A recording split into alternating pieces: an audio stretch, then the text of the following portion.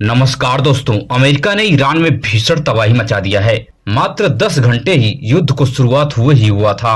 दुनिया एक निर्णायक युद्ध देखने के लिए आंखें बिछाई हुई थी, मगर मात्र 12 घंटे में ही अमेरिका की शक्तिशाली इंटेलिजेंस और इजराइल के मोसादी एजेंटों ने सटीक लोकेशन खामनेई की अमेरिका को पहुंचा दिया। खामनेई जिस बंकर में छुपे थी वह ये समझ लो कि अभेद किला था, मगर अमेरिका का B-2 बॉम्बर ने अपने बंकर ब्लास्टर बमों से अभेद किला को ध्वस्त कर दिया। आपको बता दें कि अमेरिका इस पूरी तैयारी से हमला किया था। अमेरिका खामनेई को मारने के लिए 1-2 बंकर ब्लास्टर बम का प्रयोग नहीं किया था, बल्कि 30 बंकर ब्लास्टर बमों से खामनेई के बंकर को छलनी कर दिया। कोई कोना नहीं बचा कि जहां पर खामनेई छुप सके। एक साथ 30 बंकर ब्लास्टर बमों ने सुरंग को पूरी तरह से मलबे में तब्दील कर दिया, जहां पर खामनेई की खतरनाक मौत को अंजाम दिया गया। यह खबर आने के बाद ईरान के एक हिस्से में जश्न मनाना शुरू हुआ और दूसरे हिस्से में ईरान के लोगों में मातम छा गया और बदला की आग में ईरान पूरी तरह से जलना शुरू हो गया है। ऐलान किए जा रहे हैं कि अमेरिका के ऊपर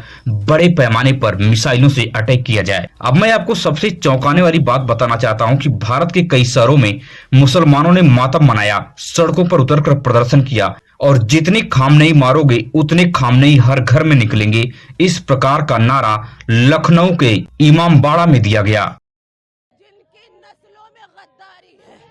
जिनकी नस्लों में धोखेबाजी है, उन्होंने धोखे से मारा मेरे खामेनेई को। खामेनेई मेरा शेर था, शेर।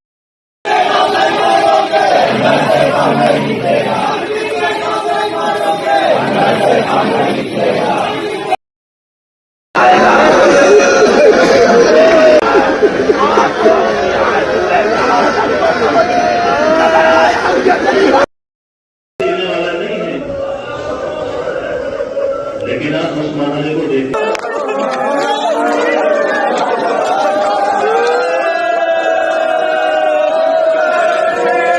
अब भारत की मेजॉरिटी आबादी बड़ा सवाल खड़ा कर रही है। आखिर भारतीय मुसलमान देश के अलग अलग हिस्सों में क्यों इस प्रकार का प्रदर्शन कर रहा है? आखिर भारत के मुसलमान को ईरान से इतनी बड़ा लगाव क्यों है?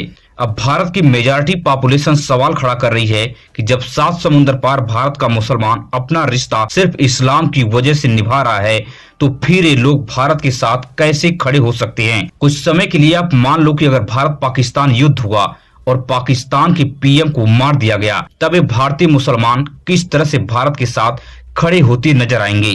क्योंकि पाकिस्तान भी एक इस्लामिक देश है जहां शिया सुन्नी पसमानदा मुसलमान रहते हैं। इस लॉजिक से देखा जाए तो भारत के मुसलमान भी पाकिस्तान के साथ खड़े होते नजर आएंगे इस विषम परिस्थिति में। और दूसरी एक बात पे आपको गौर करने की बहुत जरूरत है। मान लो कि इस वक्त वर्ल्ड वॉर 3 शुरू हो गया और इस परिस्थिति में भारत इजराइल और अमेरिका के साथ खड़ा हो जाए, तब भारत का मुसलमान किसके साथ खड़ा होंगे? यह सबसे बड़ा सवाल आज भारत की मेजॉरिटी पॉपुलेशन मुसलमानों से पूछ रही है। और एक बात आपको और समझना चाहिए कि जब पहलगाम में धर्म पूछकर कलमा पढ़ाकर भारत के नागरिकों को पिछले साल मारा गया था, तब ये मुसलमान कहाँ थे? तब ये मुसलमान क्यों भारत में मातम नहीं मना रहे थे? क्या पहलगाम में जिस प्रकार से मुस्लिम आतंकवादियों ने हमला किया और नागरिकों को, बच्चों को बेरहमी से मारा, तो उस समय इन लोगों का मातम कहाँ चला गया था? इस प्रकार का सवाल भी मेजॉरिटी पॉपुलेशन इन मुसलमानों से आज पूछ रही है। जिस प्रकार की हरकत करते हुए मुसलमान भारत के अलग अलग हिस्से में करते हुए नजर आ रहे हैं, यह सबसे बड़ा सवाल आज भारत के मेजॉरिटी पॉपुलेशन में खड़ा हो गया है। और एक बात और मैं आपको बताना चाहूंगा कि भारत सरकार अपना स्टैंड क्लियर नहीं कर पाई थी कि खामनेई के समर्थन करें या खामनेई का विरोध करें, मगर भारत सरकार से पहले भारत के मुसलमान लखनऊ, संभल, मुजफ्फरनगर और जम्मू कश्मीर में खामनेई के समर्थन में मातम मनाने सड़कों पर उतर आए। यह सोचने वाली बात है कि भारत सरकार के साथ ये लोग हैं या 7 समुद्र पार अगर एक मुस्लिम लीडर मारा जाता है उनके साथ खड़े हैं। पाकिस्तान में भी पाकिस्तानी मुसलमानों ने अमेरिकी दूतावास पर बड़ा हमला कर दिया है, जहां पर फायरिंग में 8 मुस्लिम नागरिकों को मौत के घाट उतार दिया गया है। अब आप सोचिए कि पाकिस्तान का मुसलमान भी खामनेई के साथ खड़ा है और भारत का मुसलमान भी खामनेई के साथ खड़ा होने का एहसास दिखा रहा है और सड़कों पर फूट फूट कर दहाड़ मार कर रोता हुआ नजर आ रहा है। तो भारत के मुसलमान और पाकिस्तान के मुसलमान में क्या फर्क रह गया है? इन सवालों पर भारत सरकार को सोचने की जरूरत है कि देश से गद्दारी कौन सामने आकर कर रहा है। अब बड़ी खबर उत्तर प्रदेश से सामने आ रही है। शंकराचार्य अवमुक्तेश्वरानंद ने 40 दिन का अल्टीमेटम योगी आदित्यनाथ को दिया था कि योगी आदित्यनाथ गौमाता को राष्ट्र माता घोषित करें और उत्तर प्रदेश से बीफ का निर्यात पूर्णतः बंद कर दिया जाए। मगर योगी आदित्यनाथ शंकराचार्य अवमुक्तेश्वरानंद की बात को सीरियस नहीं लिया, न ही कोई आश्वासन दिया। 40 दिन में से 30 दिन बीत गए। अब शंकराचार्य अवमुक्तेश्वरानंद ने 7 मार्च को वाराणसी काशी से लखनऊ यात्रा निकालने का कैलेंडर जारी कर दिया है। दिया इसीलिए अब यह सुनिश्चित हो गया कि हमको धर्म युद्ध आरंभ करना ही होगा। कौन गाय के पक्ष में है और कौन गाय के विपक्ष में है, लाइन खींच करके बिल्कुल साफ साफ ये देखना ही होगा। और इसीलिए आवश्यक हो गया कि 40 दिन बीतने के बाद 41वें दिन हम गौ माता की प्रतिष्ठा के लिए आरंभ होने वाले धर्म युद्ध का शंखनाद लखनऊ में जाकर के कर दें। शंकराचार्य के इस ऐलान के बाद योगी आदित्यनाथ की मुश्किलें बढ़ने वाली हैं। शंकराचार्य ने ऐलान किया है कि अब नकली हिंदू और असली हिंदू के बीच में धर्म युद्ध होगा।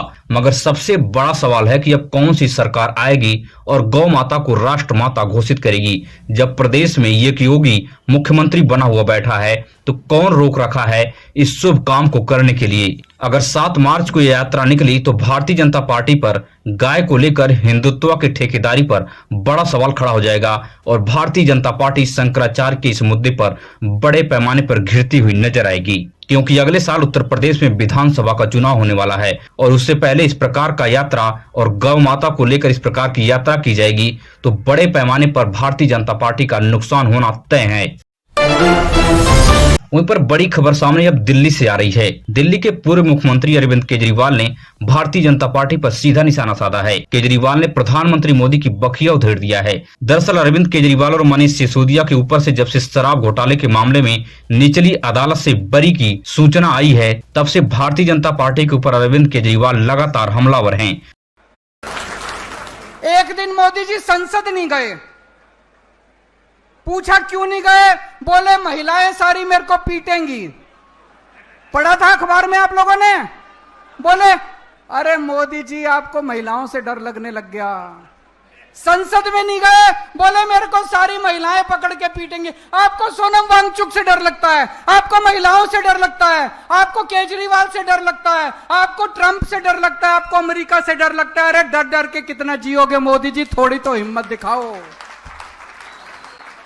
आज केजरीवाल अपनी कट्टरता ईमानदारी पर बोलते हुए भावुक हो गए और कहें कि मेरे खिलाफ मोदी और अमित शाह अनगिनत जांच कराई मगर 1 रुपए का भ्रष्टाचार ये लोग नहीं निकाल पाए। केजरीवाल अब दिल्ली में पूर्ण रूप से सक्रिय हो गए हैं। भारतीय जनता पार्टी की मुश्किलें अब बढ़ने वाली हैं, क्योंकि 1 साल भारतीय जनता पार्टी को हो चुका है। भारतीय जनता पार्टी ने दिल्ली के लोगों से जो वादे किए थे वो पूरा नहीं कर पाई है। जंतर मंतर पर अरविंद केजरीवाल आज बड़ा प्रदर्शन किए हैं। अगर आप भी देश और दुनिया से बड़ी खबरें देखने में दिलचस्पी रखते हैं तो हमारे इस चैनल को सब्सक्राइब कीजिए, वीडियो अपने दोस्तों रिश्तेदारों तक शेयर कीजिए। मिलेंगे इस तरह से नई वीडियो में नई सूचना के साथ। धन्यवाद।